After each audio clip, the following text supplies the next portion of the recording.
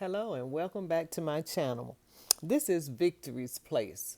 Victoria's intervention carefully training on restoring yourself, yes.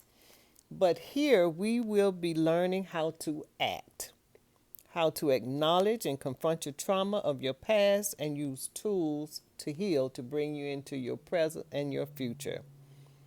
And tonight we're going to discuss some of the things that we may not even think about that could lead to domestic abuse and domestic violence. I am your host, Janie Deadweiler, and thank you for joining me on the replay.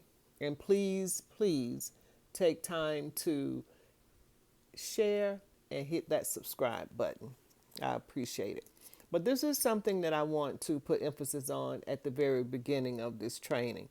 Many of the behaviors that society socializes with women to interpret as caring, attentive, and romantic are actually early warning signs for future abuse. The things that we naturally do as women can set us up to be abused. And we know that these things that could set us up for abuse are sometimes referred to as red flags, or the red flags are those things that make you feel uncomfortable or make you feel uneasy. And if a person you know or see frequently has bruises or injuries, that's a red flag. Or if you see them wearing long sleeves and it's 90 degrees outside, particularly a sweater, that's a red flag. And persons become unusually quiet or withdrawn, and you've known them to be bubbly and outgoing, and then you may notice that they may be hesitant to stop when someone else is talking, or if they're talking and his or her partner walks up and they stop talking, that's a red flag. And for those of you who may not be in an abusive relationship or ever experienced domestic violence, hopefully these are some tools that you can take back and stock in your database to remember what these things look like if you were to be around someone who behaved this way. And person who may feel or seem confused, or that they are controlled and trapped in a situation that they feel like they can't get out of because they've been so intimidated by their perpetrator, or that they feel like they are not able to have any time alone or their personal space. And especially if you notice somebody beginning to lose themselves, him or herself. They're not the person that they used to be. That they're changing a lot to fit to the mold of other people, needs and wants, opposed to attending to their own. And or if they're always giving in to their partner's wishes. If their partner is possessive and jealous, and understand this, jealousy is not cute. Particularly some women like to think that, a man showing jealousy toward them, or a man may think that it's, oh girl, I got a bent, I got a spent, or whatever the word may be in the street these days, that I gotta. No, jealousy is not cute. If your partner wants to control your personal appearance, want to tell you how to dress, want to tell you what you can and what you can't wear, those may seem like little things, but they become mountainous later on in the relationship. Or that the partner accuses you of flirting with other people. You may be in a room filled with people and may just look in a direction of someone, and your partner accuses you of flirting. Think about those things. They're extreme. Your partner may make negative or positive comments about other women's bodies or flirt with other women in your presence. These are things that you need to think about. And you may ask, well, why do people stay in abusive relationships? Well, there are a lot of reasons. And a lot of times for most women, it is because of finances. Men may stay in the abusive relationship because they are the provider for their family and they want to see that their children are being taken care of.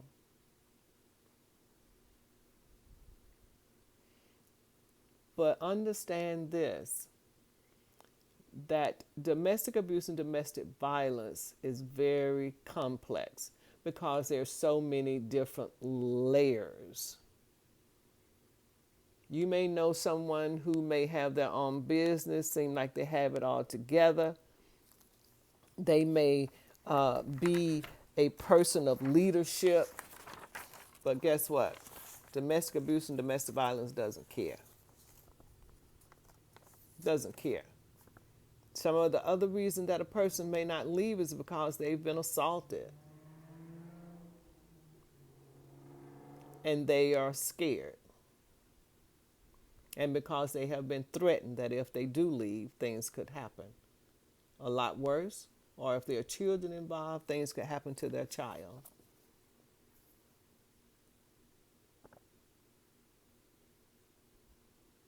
You have situations where you may have been in an argument and the perpetrator begins to break up your furniture or your possessions in your home. This is sending a message to you that I don't care about your stuff,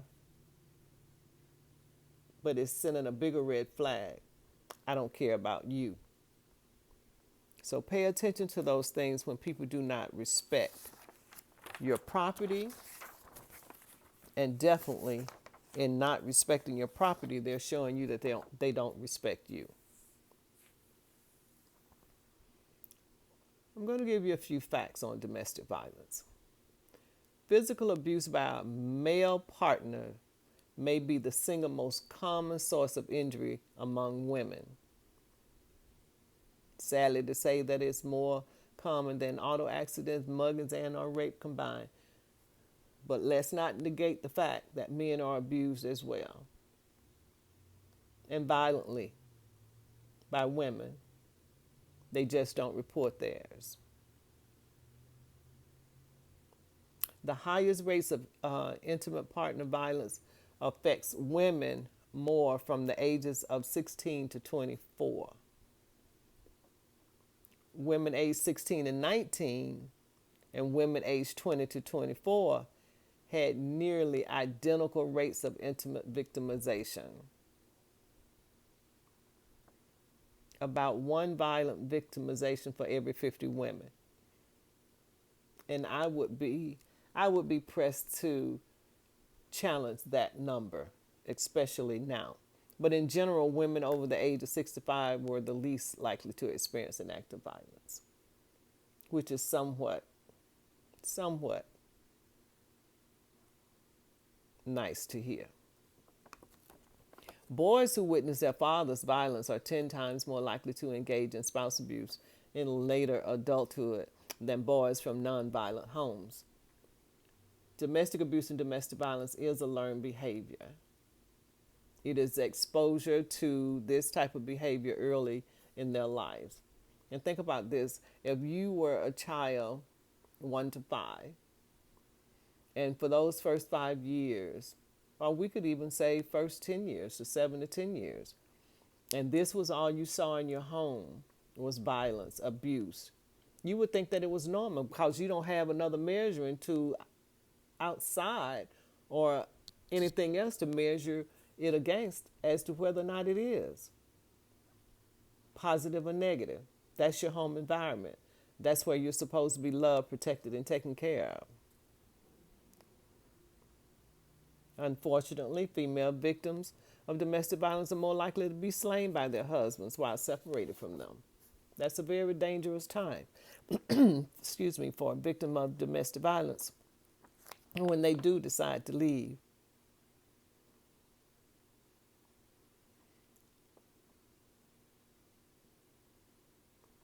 Every woman victimized by domestic violence, if they were to join hands in a line,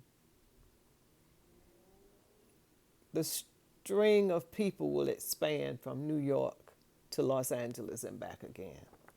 Now that's unfortunate. That is unfortunate. So, how do we define domestic violence even more? It is a pattern of violent and coercive tactics. It is committed by one intimate partner against the other.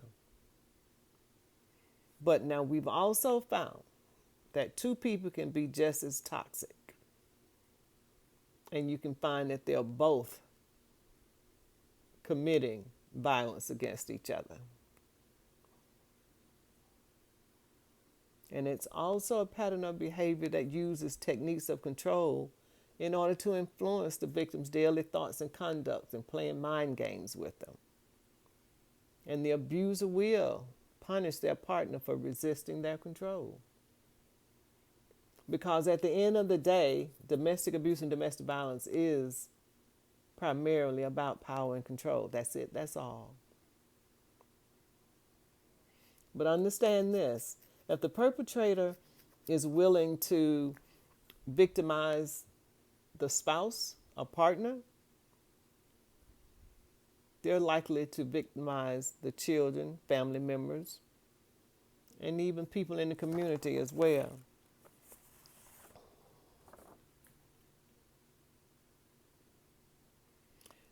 Say, for instance, if you had someone who was in an abusive relationship and they may have some medical conditions,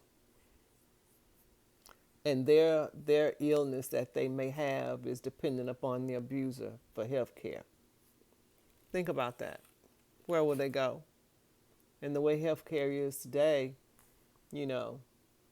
how could they get the proper care for their health? I also understand that a lot of cultures, that's why it's important that you learn the cultures of people, because there are some cultures where they feel that it is just fine to beat the crap out of your partner.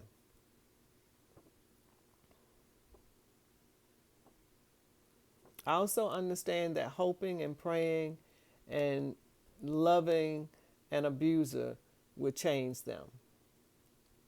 The only person that can change an abuser is the abuser themselves, seeking the help to heal from that trauma that they probably were exposed to as a child themselves.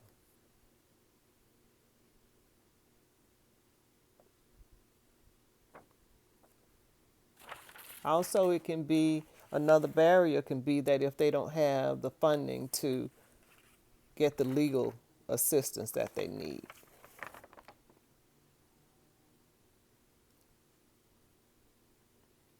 And just so you're made clear on what domestic violence means, it is physical harm, bodily injury, assault of the infliction of fear of imminent physical harm, bodily injury, or assault between family or household members, sexual assault of one family or household member by another, or stalking of one family or household member by another, or household member.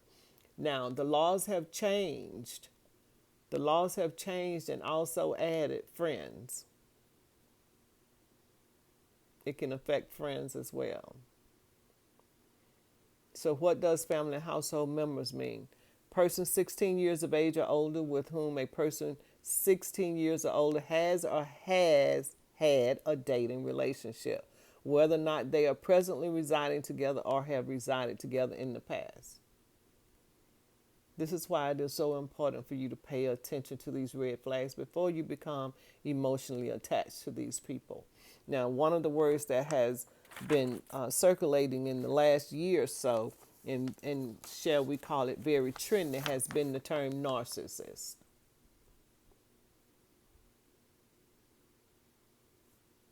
So, if you see someone with narcissistic behavior and characteristics, guess what I want you to do? Run. However, if you need emergency shelter care, you can dial 1-800-799-SAFE. That's the National Domestic Violence Hotline.